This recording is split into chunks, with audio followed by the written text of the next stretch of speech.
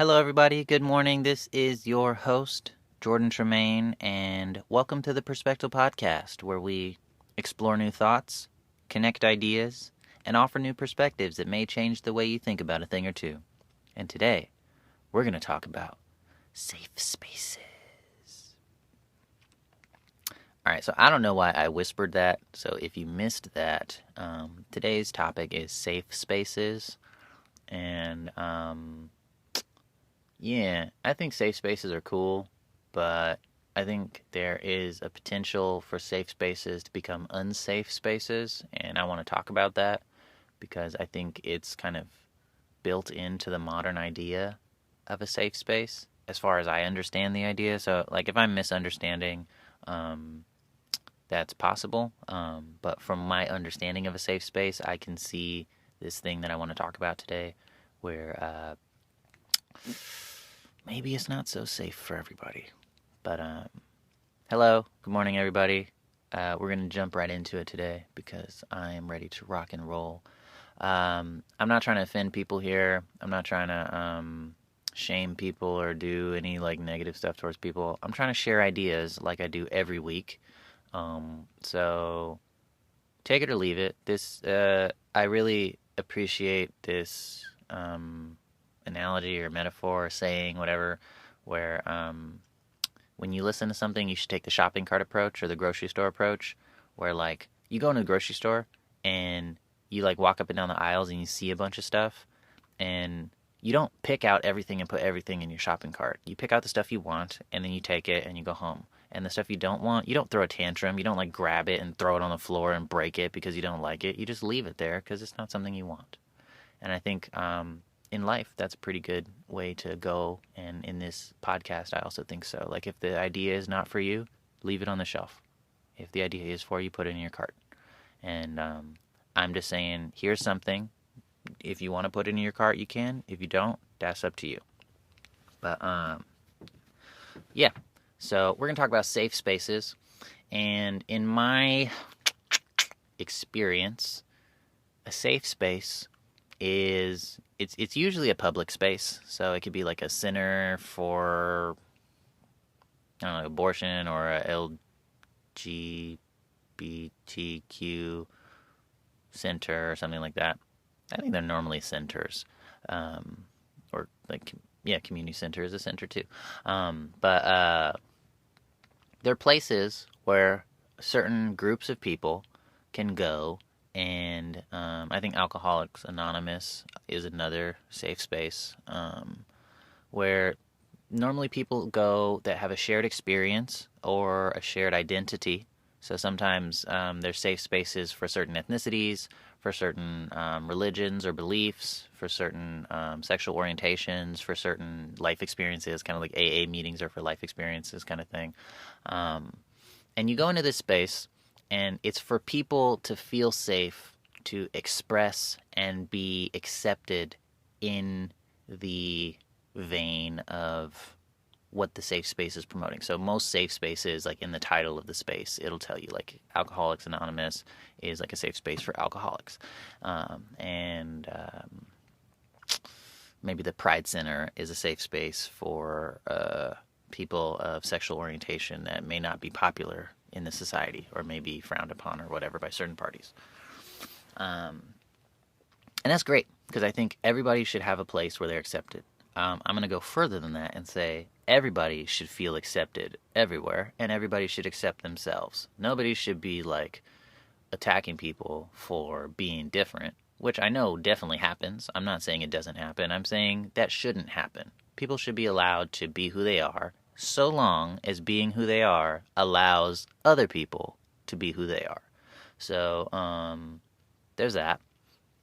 And so I'm like totally down for this idea that we're going to have spaces where people can go and be themselves. And I think even to a certain extent, I create safe spaces with the Philosophy and Critical Thinking project that this podcast is a part of. Like, out of pandemic, I create these spaces for community discussions where I'll curate a space and anybody can come, and we're going to talk about an idea.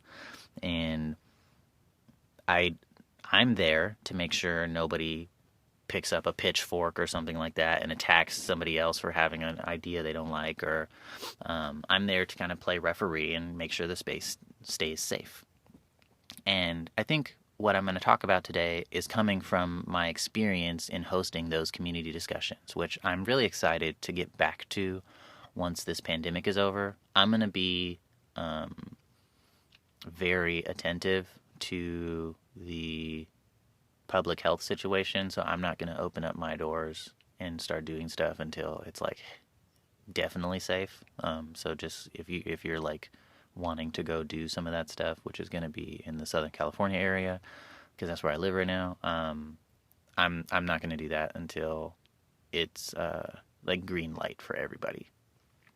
So while I was doing those community discussions, I was really gaining experience in kind of managing and setting these up and observing and seeing how they work. And I thought it was really interesting where I would actually have to play ref sometimes. I would actually have to step up or flex a little bit, or like calm some people down or direct the conversation. And not saying I'm trying to control what people think, but there's times where some people are being very opinionated or very passionate, and that's great, but they're not aware that they're doing it in a way that's shutting other people down and not allowing other people to talk. Some people are used to talking aggressively and talking over each other, and other people are not. And if those two type of people come together in a conversation, sometimes you may need a mediator to kind of pause the conversation for a second so the less aggressive person can get a chance to say something. And so, like me gaining experience in that kind of thing, it started making me think about safe spaces. And I hope I say this correctly, or I hope I say it in a way that you get what I mean. But in the traditional sense of a safe space, I've come to this idea that safe spaces are a place where people can come and be themselves if they're aligned with what the safe space is about. But I think that there are cases where a safe space is not safe for everybody, because the safe space is designed only to be safe. A safe space can be designed only to be safe for the people it's trying to protect. And I'm not saying that's a bad thing, that certain people shouldn't have safe spaces, but I'm saying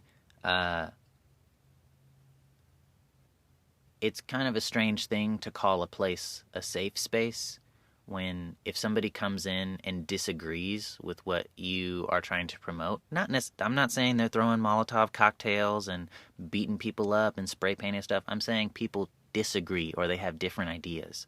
I've seen cases where they've been treated hostilely or harshly because they have differing ideas, and they've been kicked out of certain spaces because they don't have the ideology that matches that safe space. And to me, that's not a real safe space, because it's dangerous for certain people. I think a safe space should be safe for everybody, and if there's a Pride Center, and I'm picking this because this is the example that I'm thinking of in my head. I think Pride Centers are cool. It's a space where people can come hang out, create community, connect over similar life experience and sexual orientation and that kind of stuff. That's great. But if somebody comes in the Pride Center that's homophobic and starts saying things that are homophobic, I don't think that person should be attacked. I think that person, we should have a conversation with that person. And I know there's places where this does happen, and I applaud the kind of places that have the ability and that actually practice being open and loving towards everybody, no matter where they're at. But I do also know that there are places where that kind of person would get kicked out. And yes, I totally agree, if this person comes in with a torch or a gun or something like that, take precautions and make sure people are actually physically safe. But when people have different ideas, they shouldn't be kicked out. people should not be pushed out because they have different ideas. Like, the whole reason the Pride Center is set up, in my mind, is because the Pride people have different ideas than everybody else, and they want a place where they can come and have their ideas. And if the whole point of it is for them to come and build a place where they can have their ideas, then why wouldn't they want other people to have their ideas? It's like, we should be free to think what we want, and free to disagree, and free to talk about it, free to actually have the disagreement, to have the tough discussion. And I think the Pride Center is the perfect place to have that tough discussion, not to sanitize that discussion and to drown it out and say, oh, you think something different than me? Well, get out of here. I did a podcast on sanitation earlier, so maybe go listen to that. But it's not, I think, a good thing to create spaces that are only safe for certain types of people. I think, yes, because I know there's cases where, like, if you practice a certain religion, people are trying to kill you and stuff like that. I'd say try not to let those murderers into the place where you're practicing your religion, because they might murder you. That's different, because that's an actual physical threat. I am a super big fan of actual physical safety, and sometimes that means keeping certain people out. I get that. If like at abortion clinics, people are like throwing stuff at you and picketing and spitting on you and stuff like that, that's not respectful. I don't agree with that. But a person that is anti-abortion should be able to come into an abortion clinic and talk to people. They shouldn't be shouting at people. But I mean, if they're talking respectfully, just because they have a different idea doesn't mean that they don't belong there. I think that's where we get the most growth and the most humanity, is from the most different people sitting down and talking to each other.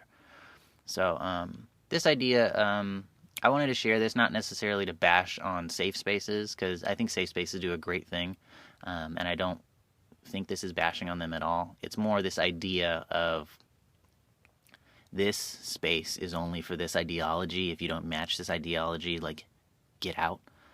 That idea, which doesn't only come from centers. It doesn't only come from meetings. It comes from people, individuals. And so I kind of wanted to bring this up and put it out. Hopefully this turns into a conversation and you could talk to people about it, because the community discussions that I've been having, or that I had before the pandemic, this came up where there were disagreements and there was some tension in the room. And like, we had to talk about identity. And everybody was bringing up their identity, their cultural heritage, where they were from, the stuff they were taught by their parents, and all this kind of stuff. And there were a lot of, I would say, ethnic people that were talking about their ethnic heritage. And some people, they felt that when they were younger, that it was bad to be ethnic, and as they were getting older, they were like learning about it and like actually stepping into their heritage and their culture and their tradition and learning how to make certain dishes and stuff. There was this one guy, and he was saying that he was raised kind of in a small town, and he moved to California, and he went to school in California for a while, and it dawned on him while he was in school in California that he was a white supremacist. And he had never thought that before, but then he started thinking about it, and apparently, like, his small town that he grew up in was like all Caucasian, and they all supported like white supremacist ideas, and that was just what he was raised in, and he didn't know that until he left there and he saw something different. And what was so beautiful about this discussion was, he said that after people spent like 30-40 minutes talking about their ethnic experiences and how they were getting into their ethnic cultures, and then he was like, yeah, not my experiences, like, I was a white supremacist. And he said he still has white supremacist tendencies. He still has these kind of thoughts, but he's working on it, and he's trying to become more accepting of people. And everybody in that room was like, wow. And they were giving him like respect and props. Like, that's really brave of you to admit that. Like, they were asking him questions like, how did you have that realization? Like, what kind of situation brings you that kind of realization? How do you deal with this and all this kind of stuff? and they were just talking, and they were just sharing information, and nobody was being ashamed. And it was like, man, I was just, because I'm kind of playing referee in those to make sure nothing crazy happens. And I remember kind of like leaning forward when he was talking, like, okay, do I have to say anything to anybody? Do I have to shut things down? Because I really would like this conversation to happen, and it happened perfectly. But me kind of not being a part of the conversation, me being a fly on the wall and watching the conversation, it's like, this is so beautiful. And I think we should have this, but it's important that we allow the disagreement, or we allow the discomfort, or we allow those tense moments to happen so that we can break through and create connections and conversations. So I would really encourage you guys, if you have conversations, or if you host spaces, or if you listen to the news and stuff, listen to stuff you don't agree with. For everything you agree with, listen to something you don't agree with. For every person you talk to that agrees with you, listen to talk to somebody that's difficult. And I know it's not always fun, but when you only do stuff that agrees with you, when you only listen to stuff that agrees with you, you start to become disconnected from the other parts of reality that are there and that are valid because other people live that way. And not to say that everybody's ideology is valid and they deserve to be lynching people and doing all this stuff. I'm not saying that. I'm saying that ignoring something doesn't help, usually. And by acknowledging people and meeting them where they're at and talking to them, there's this guy, I forget what his name is, but he's like this African American guy, and he goes around and he meets Ku Klux Klan members and talks to them and has conversations with them and makes friends with them. And then he, as a token of friendship, the Klansmen like leave the Klan and give the African American guy their like Klan robes, and this African American guy has this like big old closet full of Klan robes from all the friends he's made. And it's about having those conversations. And if there's this like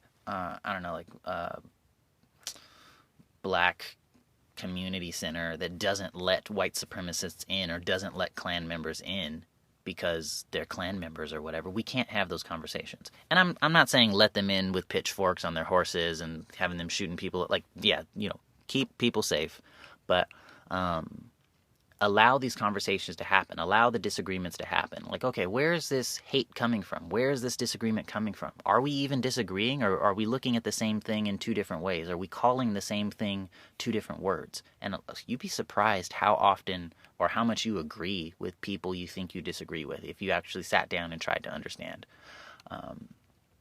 So I would say, extend the benefit of the doubt, please. Try loving on other people and loving on yourself a little bit, allowing yourself to listen, allowing yourself to be changed, allowing yourself to be humbled, and not like just always change and be humble and people please everybody, but be open-minded is, I think, what I'm trying to say. I would encourage everyone to step into difficult conversations and try to understand, seek to understand. So, this has been a little talk on safe spaces, which sometimes I get to the end of the episode and I'm like, was I venting for the last 20 minutes? And it may have been a little bit of that, but I think this is something worth talking about. And if you are a creator of spaces and it's possible for me to come and visit your space and maybe have a conversation, I would love to do that. I'm all about creating conversation, exploring new ideas, sharing all the stuff that I talk about. I really like doing that, and I go to lengths to do that. If it's a legitimate opportunity, I will get on a plane to do that. So please, if it's something that's interesting, or you want to talk about any of the episodes that I've put out, or talk about this idea of safe spaces, please contact me. I would love to have a fruitful discussion. But anyways, whatever kind of day that you were having today, I hope it's a real one. I hope that we're able to accept ourselves and accept other people for who we are right now, and go from there. But this has been the Perspective Podcast episode on safe spaces, and I hope this concept turns into a good conversation for you somewhere down the road. Anyways, I'll talk to you guys next week.